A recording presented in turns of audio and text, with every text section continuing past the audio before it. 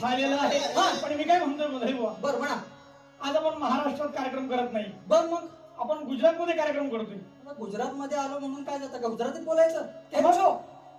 बोलावंच लागणार. बर कोणत्याही बुवा. अहो आता आपण गुजरात मध्ये आल्यावर म्हणल्यावर गुजरातची मातृभाषा ही गुजराती आहे. त्यांना आपली मराठी भाषा समजायला थोडंसं कठीण जाईल.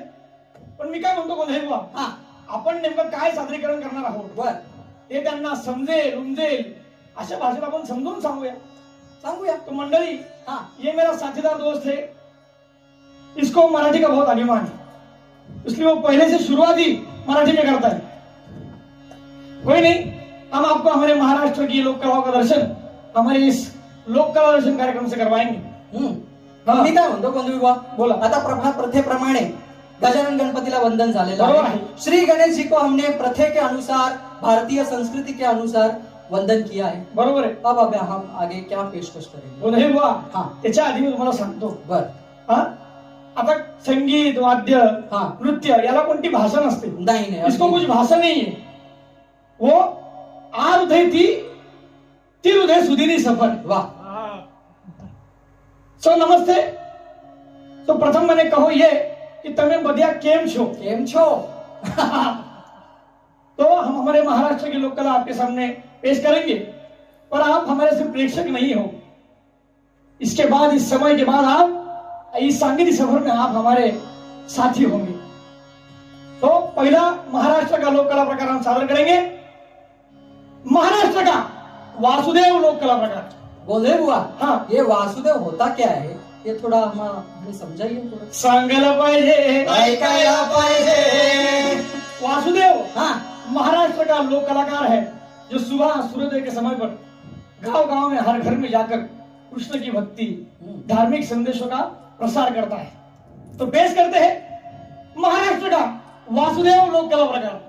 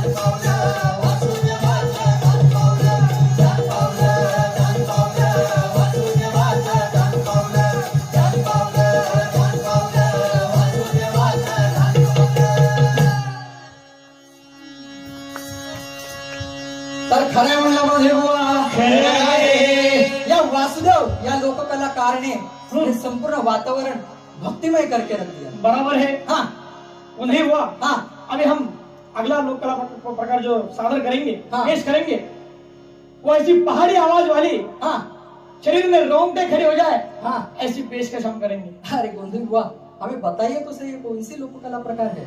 वो नहीं हुआ पोतराज। पोतराज? हाँ। तो पोतराज मतलब क्या? वो नहीं हुआ। हाँ पोतराज महाराष्ट्र के आदि शक्ति देवी मरिया के उपासक है। अपनी कला के बल पे देवी की भक्ति करते हुए इस दुनिया की, इस संसार की, इस निसर्ग की रक्षा करने के हेतु अपने खुद के शरीर पर चाबुक के प्रहार करके देवी को विनती करते हैं कि देवी माँ सबको सुखी रखे।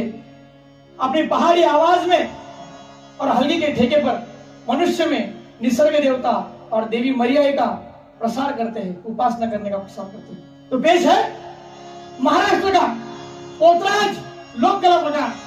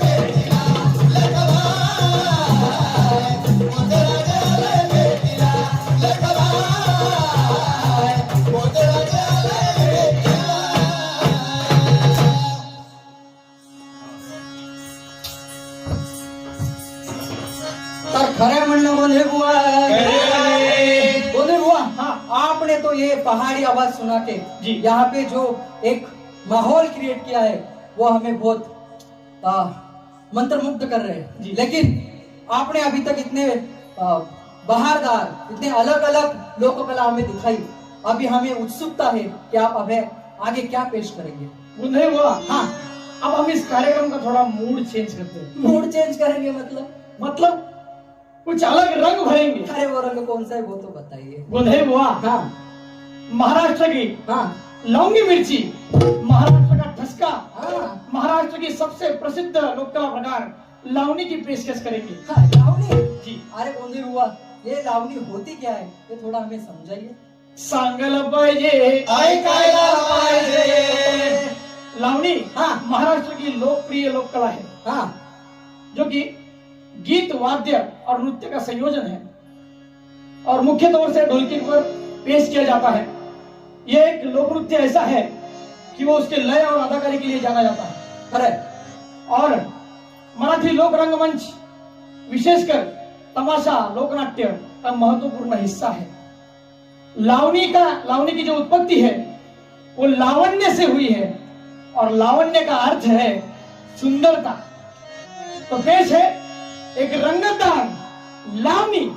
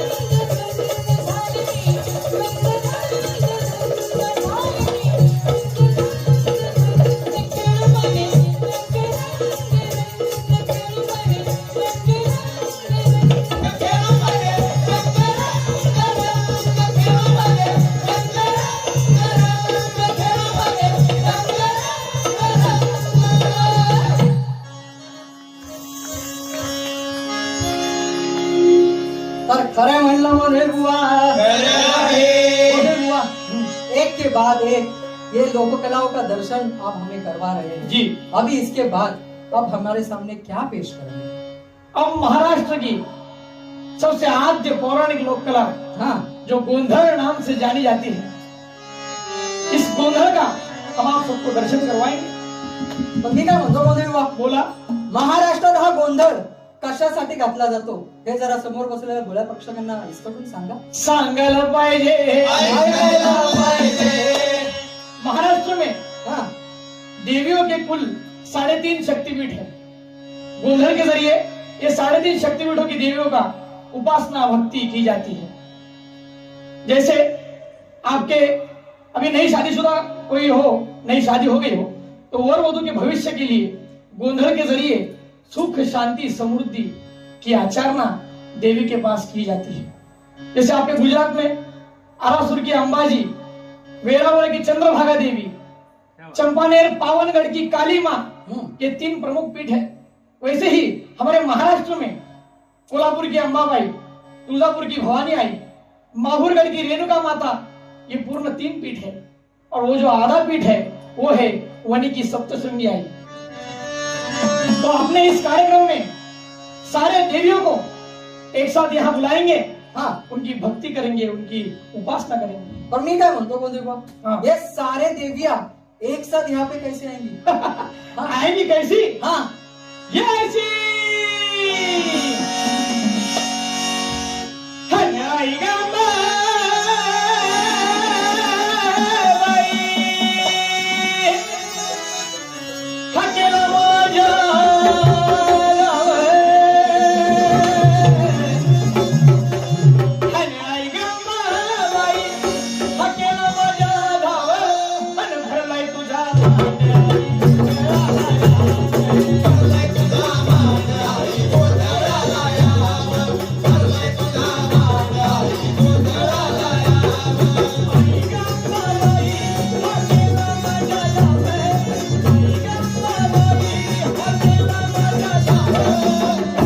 अन्न भरलाय तुझा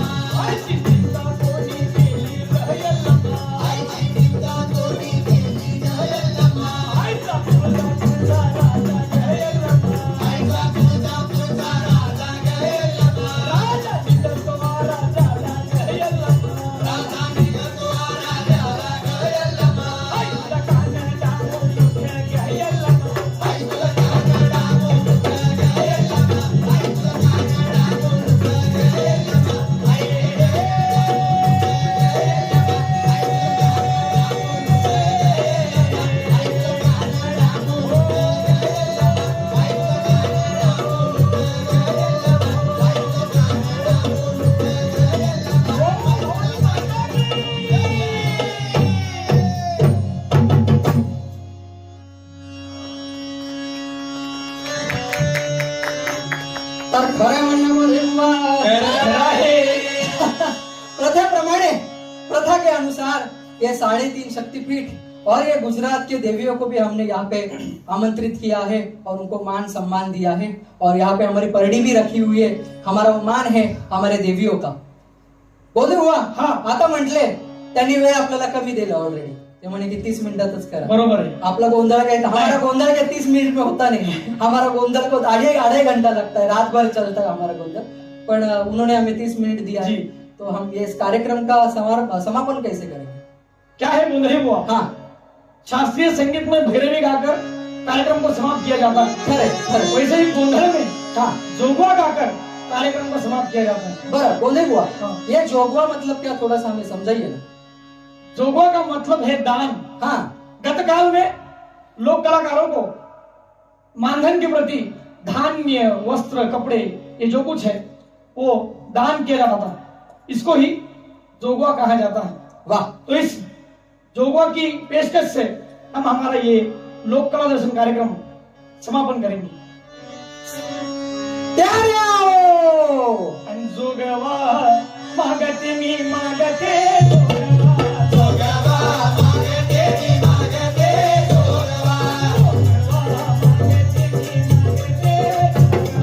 जोगवा मागते मी मागते जोगवा